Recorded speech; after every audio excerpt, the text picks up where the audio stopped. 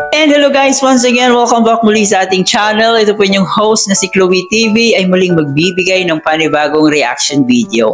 Bago ang lahat, gusto ko lang kayong kamustahin kung kamusta yung kalagayan nyo dyan, no? Sang panig man kayo ng mundo, mag-ingat po kayo palagi, especially sa ating mga OFW na palagi nakasuporta sa atin. Naku, maraming salamat po sa inyong lahat guys. So syempre ngayon, hindi tayo mawawala ng reaction video dito sa ating Jomcar. So tayo pa ba?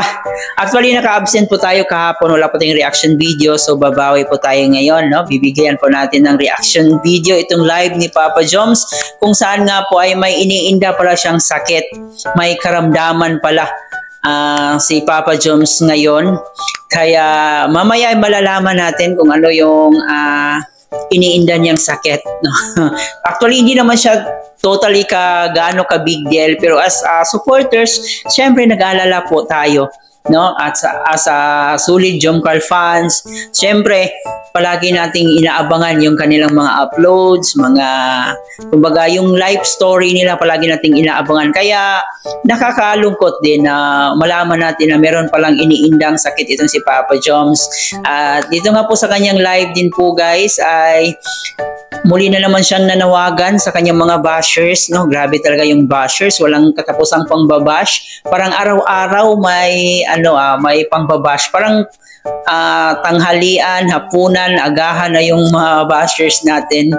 So I hope ay na si Papa Joms, makapag-move on na sa mga bashers. Kasi parang araw-araw parang mas dumadami yung mga bashers. Pero alam niyo ba guys, mas habang binabash nila si Kalingap Jomar, mas lalong napag-usapan, mas lalong nakilala, no, mas lalong nagte-trending. So, masasabi rin po natin na minsan may gamit din itong mga bashers. So, right. At meron din pong update about sa part 95, kung ano na po nangyari, kailan ito mapapanood, or meron na ba, nagawa na ba ng shooting. So, mamaya ng konti ay ating pag-uusapan din po yan. Pero bago ang lahat, huwag kalimutan mag-subscribe. Baka bago pa lang kayo dito sa ating munting channel. Please don't forget guys, Chloe TV, paki-subscribe na po, paki-turn on ang notification bell para mas laging updated po sa ating reaction video. At higit sa lahat, palagi nating suportahan ang nag-iisang ama ng Kalingap na si Kuya Bal Santos Matubang, Ate Edna Vlog in Kalingap Rab. Suportahan din po natin ang ating Keyboys, Kalingap Partners, at ang ating mga charity vlogger sa Pilipinas. And bago natin mapanood ang video clip guys, gusto ko lang i-congratulate lahat pa ng mga Suli Jomcar fans, no? Dahil meron na naman pong panibagong million views.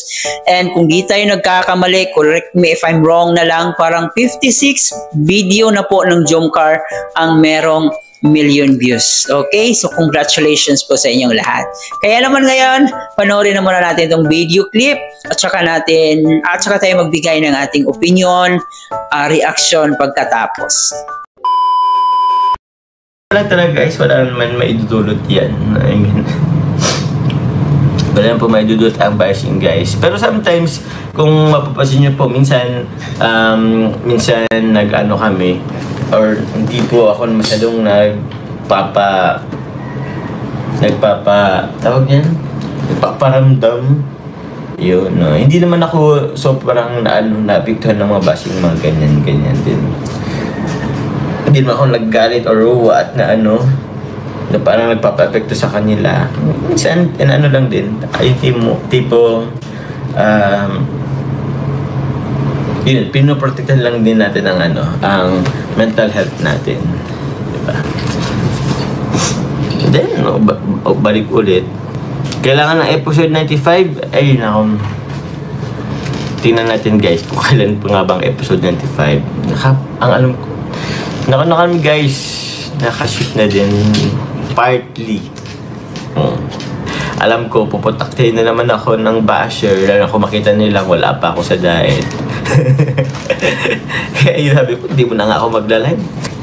Ang mga basher hindi masaya sa buhay nila, kaya ganun ang panira. Pero matatag kayo palagi at always pray to God. Thank you very much po. Yun na nga guys, huwag na po tayong sumama sa unhappiness nila. Sakit guys ng guys, ano ba kayo pinaka-guys effective sa ng singaw. Singaw kasi ako guys eh. Siguro mga dalawa to. Aura-based oral cream. Parang yung oral cream kasi parang ano yan eh, mahal. Parang feel ko mahal yung oral cream na sinasabi nyo guys. Kasi before, nagtry na din po ako ice cream. Daktarin, pamahit. Yun. Ate Maribels always do good and be good. Yes po. Even others are not. Tama ba?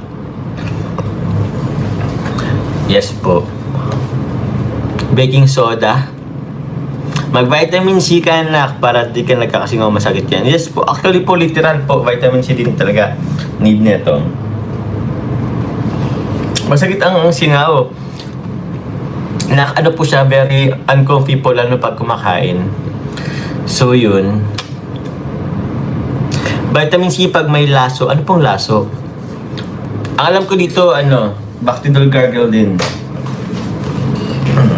Ay, gusto ko lamang po muna palang pasalamatan po.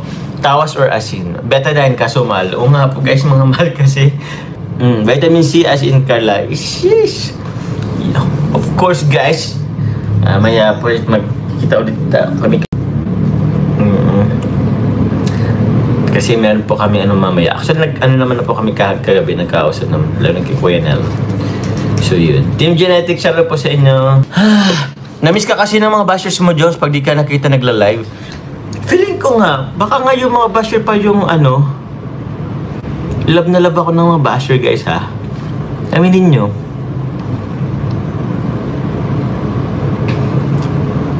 Guess nyo ba? Love ako ng mga supporters. Pero mas love na love ako ng mga basher kasi hinahanap nila. So dito nga po guys, sa kanyang live ay muling napag-usapan ang mga bashers, walang humpay na pangbabash dito sa Jomcar. Pero in fairness, pag binabash nila masyado si Papa Joms, mas lalong sumisikat. Sabi nga nila, pag ang isang puno ay talagang hitik sa bunga, hindi talaga nila yan titigilan. Talagang babatuhin at babatuhin talaga nila yan, no? So gano'n naman talaga yung mga Pinoy mentality. No, mga crab mentality ng ating mga kapwa Pilipino, hindi talaga mawawalan yan. Sila yung tutulong para aangat ka, pero pag nakita nila na umangat ka na, ay syempre sila rin po yung hihila sa'yo pababa. So ganon yung mentality ng ating ibang Pilipino. Ayaw nilang malamangan. Kaya yun, just ignore kasi part na po yan ng pagbablog ni Kalingap Jomar. Pero nakakaawa lang po minsan na yung tipong ginawa mo na lahat ng kabutihan pero yun pa rin po ang babalik sa'yo. Di ba guys? Sobrang nakakalungkot. Pero kahit ganun pa man ay just focus na lang po tayo sa mga positive vibes. At yun na nga po guys, dito sa kanyang live sinabi niya na meron pala siyang iniindang sakit, yung singaw. So singaw lang naman po, hindi naman po siya ganun talaga ka lala. No, pero hindi rin po ibig sabihin na singaw lang hindi na dapat agapan. So dapat agapan din po kasi pag lumalayan ay delikado rin po yan. At back tayo sa usapang bashers. So yun na nga po yung sinabi ni Papa Joms, na pag hindi siya nagla-live ay hinahanap siya ng mga bashers. At pag nagla-live naman ay meron na namang sasabihin yung mga bashers. So parang hindi na niya alam kung saan siya lulugar. Parang masasabi rin po natin na sobrang napaka-demanding na talaga ng ating mga bashers. Bakit kaya? Bakit ganon? Bakit merong mga taong ganon? Na pag hindi nagla-live ay hahanapin, pero pag nagla-live naman ay may masasabi naman. Kaya sabi ni Papa Joms ay laylo muna siya sa pagla-live kasi parang iniiwasan niyo yan muna yung mga bashers. No? Pero yun, pag live na naman niya ulit ay babalik na naman ulit yung mga bashers. Ganon kalala yung mga bashing guys. Pero yun, part po yan ng pagbablog at part po yan ng pag-angat. Kaya nakakatulong din po yung mga bashers na yan. So, i-embrace na lang po natin, ihag natin sa liig hanggang mag-violet yung mga bashers kung pwede lang sana, no? So, ayun. Ayun guys, nag-enjoy kayo and congratulations po muli sa ating mga Solid Jomcar fans dahil meron na naman kung panibagong Jomcar video na umabot po ng 1,000,000 views.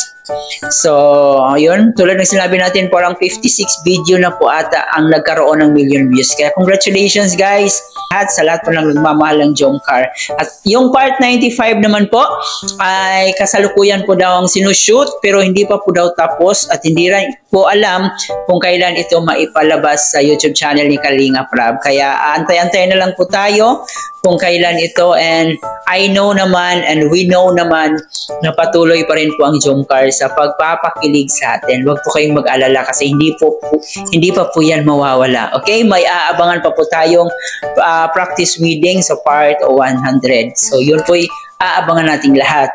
Alright, I hope nag-enjoy kayo. Comment down below kung ano yung mga opinion nyo patungkol dito sa ating Jomcar ngayon. And syempre, huwag kalimutan mag-like and share ng ating video para i-recommend pa tayo ni YouTube. Maraming salamat guys yung pagsama. Ito pa yung host na si Chloe TV. Thank you for watching.